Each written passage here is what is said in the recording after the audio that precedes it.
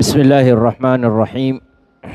Alhamdulillah wa sallallahu wa sallama ala sayyidina Rasulillah wa ala alihi wa sahbihi wa man walah, amma ba'd.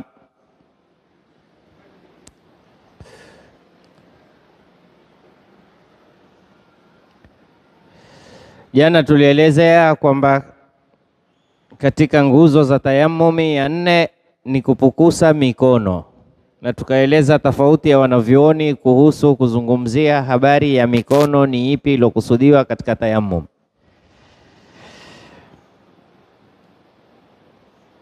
Na njia bora katika kupukusa mikono, uso utapukusa kama kawaida, lakini njia bora ni utachukua hichi kitanga cha mkono ya kulia, maungo ya kitanga cha mkono wa kulia utaweka kwenye matumbo ya kitanga cha mkono wa kushoto hivi. Utaweka hivi, utakwenda nayo hivi, utageuza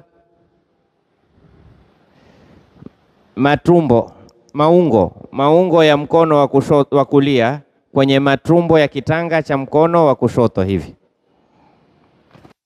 Ingine kuna watu kama sisi wenye kuvaa pete. Pete tulisema katika masala ya kutawadha, ikiwa maji yaingia bila ya kuitetemesha ni sunna kutetemesha. Ikiwa haingii, pete imekaza mpaka, ni lazima utetemeshe. Na kwenye tayammum ni lazima uvue. Kwenye tayammum lazima useme vumbi litapita, ni urongo. Vua maji. Kwenye kutayammum pete lazima uvue. Utavua ipete, alafu haya ni maungo ya kitanga, na hichi ni matumbo ya kitanga, na haya ni matumbo ya kidole ya mkono. Sasa wewe utaweka maungo kwenye matumbo hapa hivi, utakuja hivi, ugeuzie hivi hivi, kisha huku wageuzia namna hii, na wakati hunu hivi hivi. Hii utaweka kwenye hichi. An yalla asabi al-yusra wal ibhamahu ala dhahri asabi al-yumna. Ona hii maungo namna hii.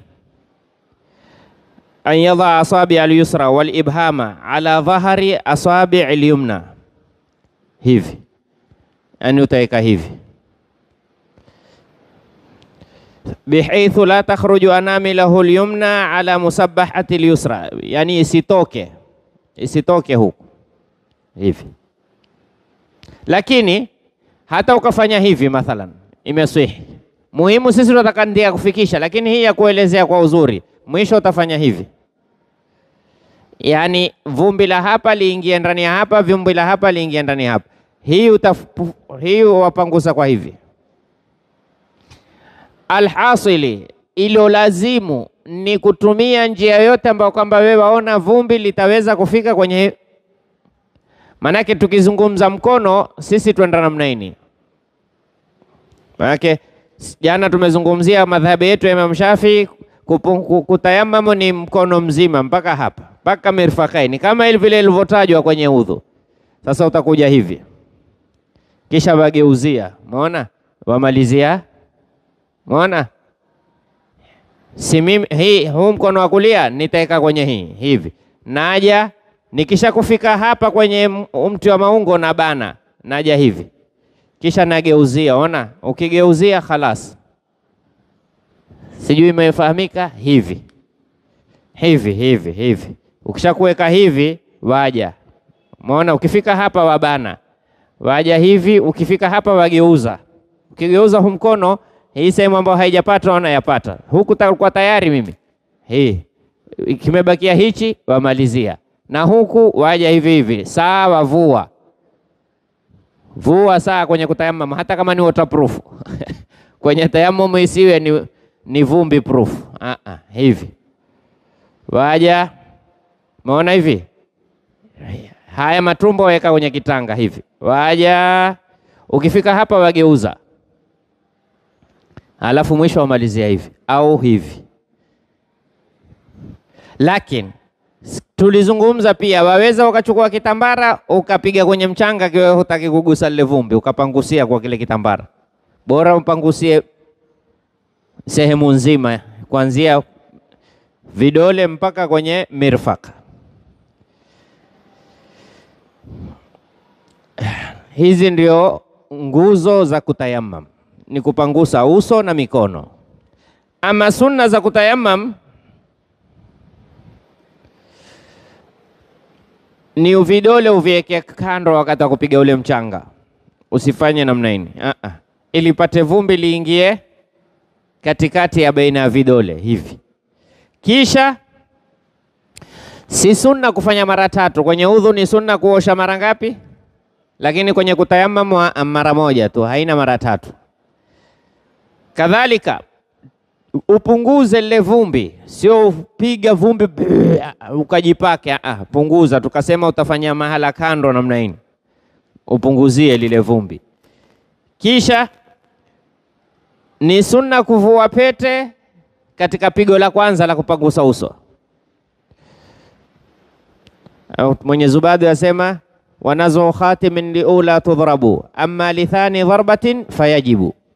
Ni sunna kuvua pete katika pigo la kwanza la kupangusa uso. Ama wakati wa sasa ni kupangusa mikono, ni lazima uvue pete. Na mfano wa pete ni saa, na mfano wa pete ni bangili. Maana kuna wanawake watakuwa wamevaa bangili, wamevaa zikuku. Na siku hizi wanaume pia nafikiri karibu kama hawajavaa watavaa, maana yake wazipuli wameshavaa. Sasa hivi utaona na wanaume uvaa bangili. Ngojeni tu. Mikufu wamevaa, zipuli wamevaa, hukota yani husuka Sasa hivi tena lipstick umekuwa hupaka wanaume na bado kuvaa bangili. Sasa hivi mtaona na wanaume huvaa bangili, litakalofuatia ni kupunga mikono. Nasallallahu salama wa afia.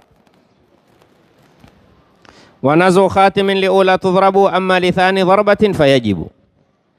Sasa tutakuja masala ya mwenye bendeji au mwenye kitata. Kwetu Amu kuna bendeji na kitata. Hapa zote ni bendeji. Lile gumu ni bendeji na ile ya palasta na ile ya kitambara ni bendeji.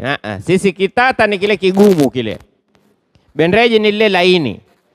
Na mara nyingi kitata kwa mtu alofanya nini? Alovundika. Kuna matepe fulani ukatwa, manake ilo tepe nao kuwekezana itakuwa kazi hapa. Nasir, alijua tepe? Tepe sigandra, tepe ni lela mnazi. Tepe ni lile libebao makarara. Sasa kazi hapo. Kuna tepe lile hukatwa zikafanywa vipisi fulani vikawekwa ile sehemu ya kuungwa, kisha yatengenezwa vizuri ili izuilie usipate kubendi ile sehemu ambayo kwamba imeungwa. Hapa utumiwa lile bendeji la kumiminiwa toka lile moja kwa moja. Alhasili, bendeji ni kitu chochote kinaowekwa kwenye kiungo ambacho kwamba ni cha kutawadhia. Bendeji au kitata ni kitu palasta kinachowekwa kwenye kiungo ambacho kwamba kiungo kile alikuwa cha lazimu kitumike kufika maji katika kiungo kile katika udhu. Manake kwa mfano una bendeji kwenye matumbo, haihusiani na nini? Na udhu. Una bendeji kwenye shingo, kuna wale watu wametiwa bendeji namna nini hawezi kuzunguka. Kwenye shingo haihusiani na nini? Una bendeji kwenye goti, haihusiani na nini? Na udhu. Una bendeji kwenye paja, haihusiani na udhu. La, wewe una kitu umewekwa mahala na si lazima bendeji. Saa ingine tu umepakwa dawa na dawa ile ukaambiwa hufai kuifanya nini? Kuifuta au kugusa maji, na ile sehemu katika udhu ni lazima ifikie maji. Tufungukeni akili kidogo.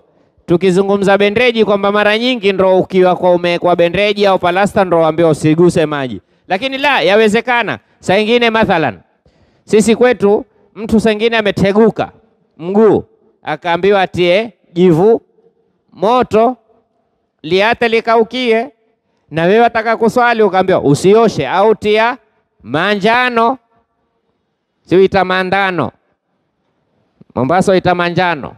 Siku hizi hakuna tena watumia madawa haya, na zile ni dawa, kwa sababu jivu moto au mandano, haswa jivu, lina tabia ya kuondosha maumivu ya nyama.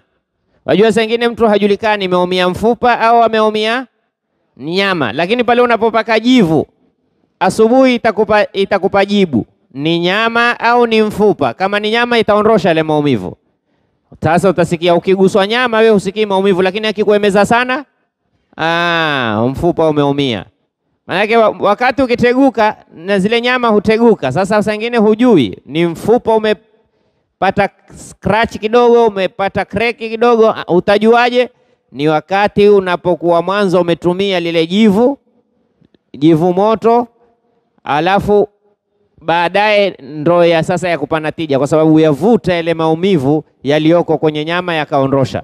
Sasa kama umeumia mfupa, ndipo utaweza kujulikana hapo ni mfupa au si mfupa. Kadhalika manjano, kwa sababu manjano ni penkila. Manjano kazi yake ni penkila, itaondosha ile maumivu, yatajulikana. Kama kwenye mfupa yatabaki. Sasa uzuri waweza kutanganya jivu na manjano ukapaka. Sasa umepaka jivu, umepaka, wengine hawaamini mambo ya majivu na manjano, umepaka krimu. Au saa ingine ni spray tu, umepigwa ile spray. Siku hizi kuna spray, utaona mtu umeumia, unguja wakampiga pale pale. Umefahamu? Akaambiwa lakini hizi spray hufai kugusa nini? Maji. Sasa hukumu yake ni nini wakati wa kutawadha? Kuna hukumu gani? Asema bendeji ni kitu cha kustiri kwenye kiungo ambacho kwamba chakataza kile kiungo kuweza kufikia maji. Hukumu yake ni nini sasa? Hukumu ya hili bendeji. Hili bendeji hukumu yake, ikiwa waweza kulitoa lile bendeji na ukaosha kisha ukalivaa, ni lazima ulitoe na uoshe kisha ndo urudi ufanye nini? Wajua saa ingine waweza kuwa umefungwa lile pio. Unaona mtu saa ingine amefungwa pio hapa. Kuna mapio haya ya kufunga ya kizungu haya. Wafunga na waweza kufungua. Pengine tena wakakwambia kila siku uta tight kidogo, kila siku. Lakini waweza kukwambia wakati wa kulala fungua. Sasa saa ingine daktari amekwambia wakati wa kulala fanya nini? Fungua. Wewe kwa fikra zako ukasema daktari hakunambia wakati wa kuswali mfanya nini? Tusikize makini hapa. Wewe umekwenda hospitali, umefungwa lile pio bandage, kwamba fi kusuru, kuna kuvunjika au kreki. Daktari akakwambia waweza wakati wa kulala ufanya nini? Ufungue. Sasa wewe moja kwa moja ukaipa hukumu waweza wakati wa kulala ufungue, maana yake usifungue ila wakati. Lakini suala tukuulize wewe, ulimwambia daktari una nakutawadha? Sikumwambia, lakini daktari hakunambia. Sasa daktari atakwambia yeye mwenyewe halisi mambo ya kuswali? Ni wewe umwambie daktari mimi wakati wa kulala naweza kufungua. Je, wakati nikitaka kuswali naweza kufungua wakati wa kutawadha? Hatari, ukifungua hapo ukigusa maji hapo mwambie, lakini wajua daktari kwamba na mimi haifai kuswali bila kugusa maji. Kama ni hivyo sawa, mwache ule daktari mkinaishe ajue zile sheria zenu za Kiislamu kisha akwambie. Lakini sio wewe umekwenda kwa daktari mwenyewe haisi mambo ya kutawadha, akwambie hatari wewe usiguse maji. Mwambie lakini na sisi hayatufai kuswali bila kutogusa maji. Kama ni lazima kutumia maji unaweza. Umeona? Yeye alikuwa hajui kama ni muhimu. Unajua kuna watu hawajui kwamba ni lazima tutawadhe mara 5 kwa siku. Sasa wewe ukitukua tu kwamba daktari amekwambia waweza kufungua wakati wa kulala, ukawa wakati wa kutawadha wewe mwenye mkono umeuweka hivi, Nini? Daktari ananiambia nsifungue ile wakati wa kulala. Ulimweleza wewe? Je, wewe ulimpa maelezo daktari kuwa mimi natakiwa nitawadhe kwa siku kila nikitaka kuswali kama sina udhu? Sikumwelezea. Sasa kwa nini wamhukumu daktari ankukataza usifungue wakati wa kutawadha? Daktari hajakupa maelezo ya kuwa wewe hata kama wataka kutawadha usifungue. Wajua saa ingine sisi wasingizia madaktari na madaktari hawakutwambia. Kama yule anaenda hospitali Ramadhani, daktari akamwambia bwana, hizi dawa ataka utumie moja mara ngapi? Yeye akaja akasema daktari ameniambia nsifunge. Daktari amekwambia tumia dawa moja mara 3, hakukwambia usifunge. Tumia ukifuturu, tumia saa 6 ya usiku, tumia kabla alfajiri. Ni moja mara ngapi? Mara 3. Kina daktari ananiambia bwana nitumie moja mara 3, sasa itabidi mimi nsifunge. Hajakwambia. Mwambie daktari, sisi Ramadhani mchana mzima twafunga, naweza hii moja mara 3 badala ya mchana nikala usiku? Lazima dawa hizi uzile hali ya kuwa wewe uko mato ni mchana, haifai kula usiku. Lakini wajua daktari sisi hatufai kula Ramadhani? Sijui. Sasa umeona? Wajua kuna wengine huona Ramadhani ni kwa atakaye afunge, asotaka asifunge. La, mueleze.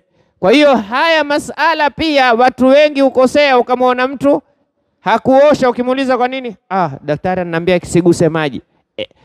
Wajua saa ingine weza kuambiwa usitezee maji, lakini si makosa.